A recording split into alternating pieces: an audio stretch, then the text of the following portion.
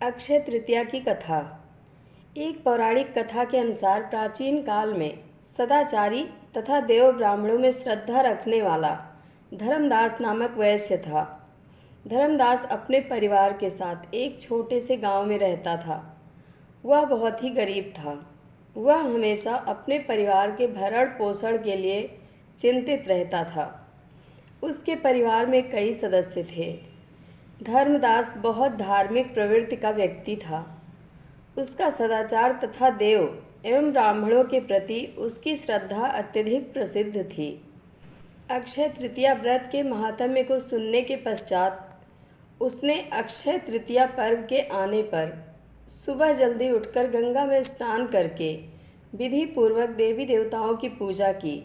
व्रत के दिन सामर्थ्य अनुसार जल से भरे घड़े, पंखे, जौ, सत्तू, चावल, नमक, गेहूँ, गुड़, घी, दही, सोना तथा वस्त्र आदि वस्तुएं भगवान के चरणों में रखकर ब्राह्मणों को अर्पित की।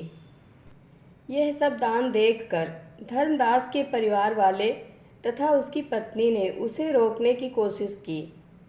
उन्होंने कहा कि अगर धर्मदास इतना सब कुछ दान में दे देगा तो उसके परिवार का पालन पोषण कैसे होगा। फिर भी धर्मदास अपने दान और पुण्य कर्म से विचलित नहीं हुआ और उसने ब्राह्मणों को कई प्रकार का दान दिया। उसके जीवन में जब भी अक्षय तृतीया का पावन पर्व आया, प्रत्येक बार धर्मदास ने विधि से इस दिन पूजा एवं दान आदि कर्म किया। अनेक रोगों से ग्रस्त तथा वृद्ध होने के उपरांत भी उसने उपवास करके धर्म कर्म और दान पुण्य किया। यही वैश्य दूसरे अगले जन्म में कुशावती का राजा हुए। मान्यता है कि अक्षय तृतीया के दिन किए गए दान पुण्य व पूजन के कारण वह अपने अगले जन्म में बहुत धनी एवं प्रतापी राजा बना।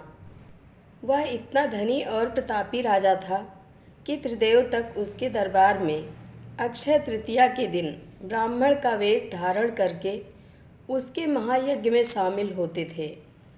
अपनी श्रद्धा और भक्ति का उसे कभी घमंड नहीं हुआ।